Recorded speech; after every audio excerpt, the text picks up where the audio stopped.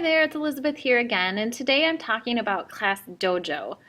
This is a time of year when it's really helpful to be reinforcing positive behaviors to our students, and ClassDojo is great because it actually gives us a really tangible way to do that. As a teacher, you'll begin by going to ClassDojo.com, and if you don't already have an account, you'll click sign up, and you'll just have to put in some basic information as a teacher.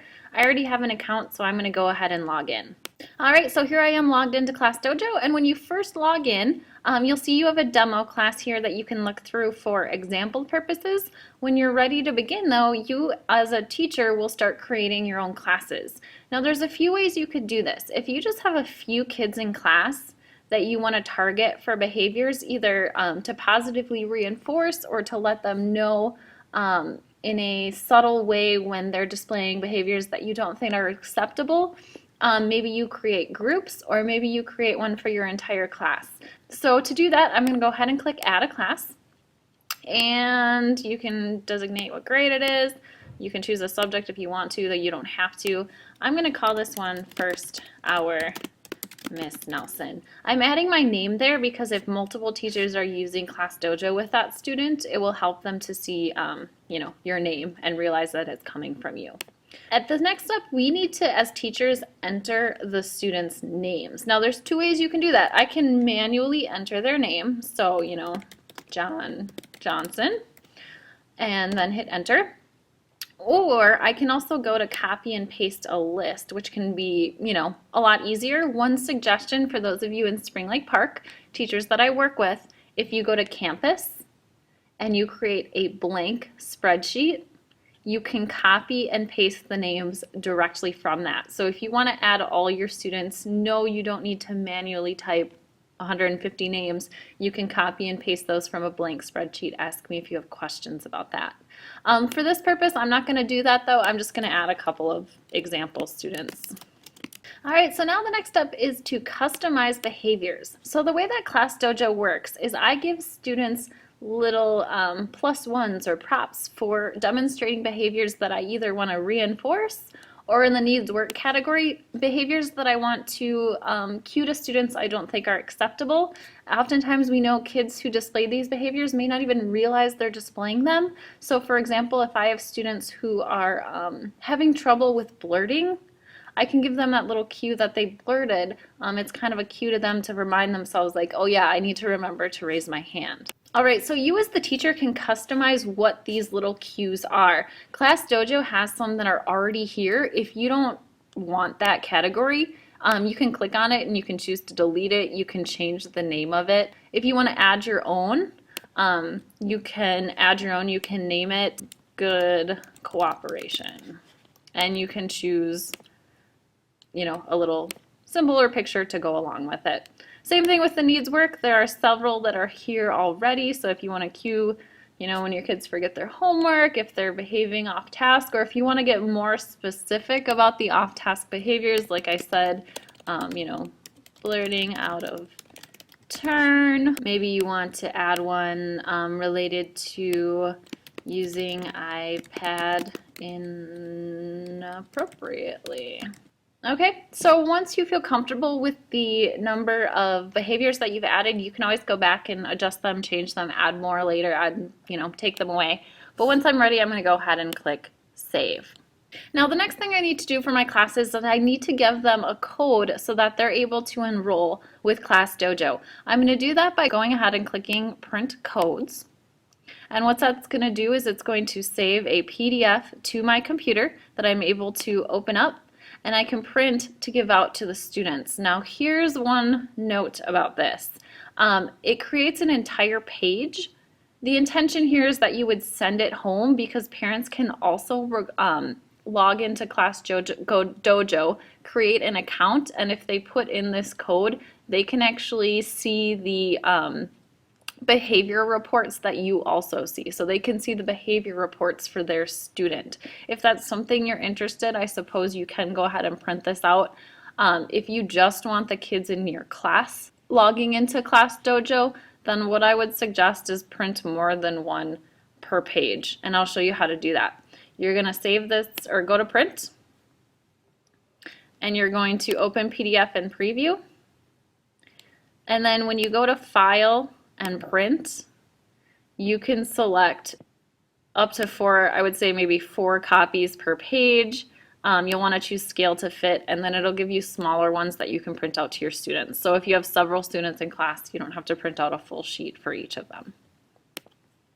All right, I have now pulled up my iPad because I want to demonstrate what this would look like as a student who is now going ahead to log into ClassDojo in your classroom. The first thing our student's going to need to do is download the ClassDojo app for students. There's one that's just ClassDojo, that's for the teacher.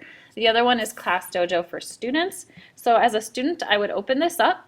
And because this is the first time that I'm logging in, at the bottom I'll hit create new account, and all I need to do as a student is put in that code that my teacher handed out to me.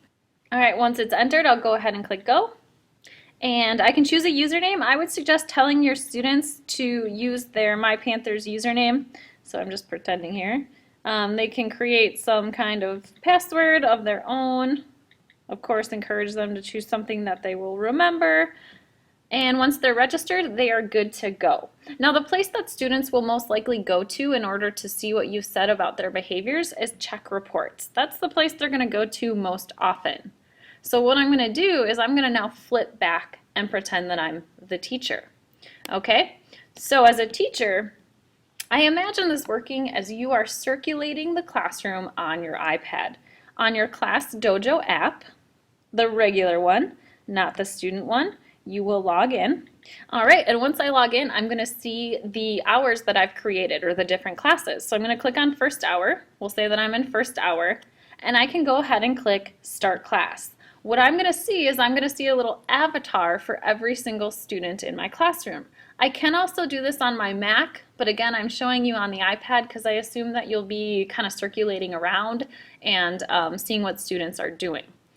Now, let's say I see John demonstrating a positive behavior that I want to reinforce. If I click on his name, I can give him one of those positives. So let's say I see him being really on task and I want to reinforce that. I can give him an on task. Maybe later in the hour I notice, oh, he's one of those students that I really want to work on in terms of blurting because I don't think he realizes how often he does it. I can give him a blurting. And he'll see that on his iPad. Same thing with Susie. You know, I can give her all kinds of positive reinforcements or also subtle cues to remind her to behave appropriately. I can select all students and give the entire class something, or I can click select all and then kind of unselect certain students. So maybe I want to give half the class a teamwork, because I noticed about half the class or certain students were really demonstrating positive teamwork behaviors. All right, now let's go back and see me as John. If I go to check reports, I'm going to see exactly what Miss Nelson said about my behavior. I'm also going to get pop-ups showing me each time that I demonstrate either positive or negative behavior. So it's really reinforcing these behaviors or dissuading the behaviors at the time they happen. One of the issues with talking with students about their behaviors is sometimes we can't tell them right away, or we don't want to embarrass them in front of the class. This is a really subtle way for you to tell that students right away that you either appreciate the behavior they're demonstrating and you want to encourage it, or they're acting inappropriately and you want to dissuade them or make them aware of the fact that they're acting inappropriately. So as the class went on, I would continue to get alerts as a student. I would continue to be able to go back and check my overall report. And then finally, as a teacher, I can go back and I can get reports for my class as well. If I click on reports, I'm going to get a general overview of my whole class. So all my students will be here and I can see the percentage of positive and negative behaviors. I will also get a whole class range. I can change that range from just the day, the week, all time. I can view trends over time. So am I having a week where, man, I really noticed that kids are blurting quite a bit and maybe I need to review my expectations in that regard. Or, wow, my class is really working well together this week and maybe I should, show my appreciation for that in some way. Really, how you approach this as a teacher is entirely up to you.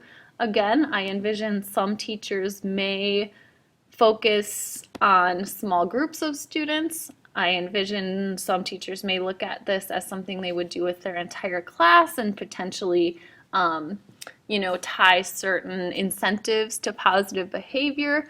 I also envision some teachers looking at this in terms of what their students will respond to with the greatest appreciation.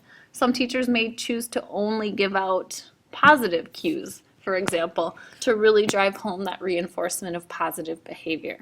How you choose to use this with your students really depends on your relationship with those students, what you know about them, and what you know will motivate them. But I really love this way of giving students immediate feedback. It's very tangible. And it's a way for you to be able to continue to reinforce the expectations in your classroom that make it run smoothly and respectfully for everybody there. I hope you found this helpful and have a great day.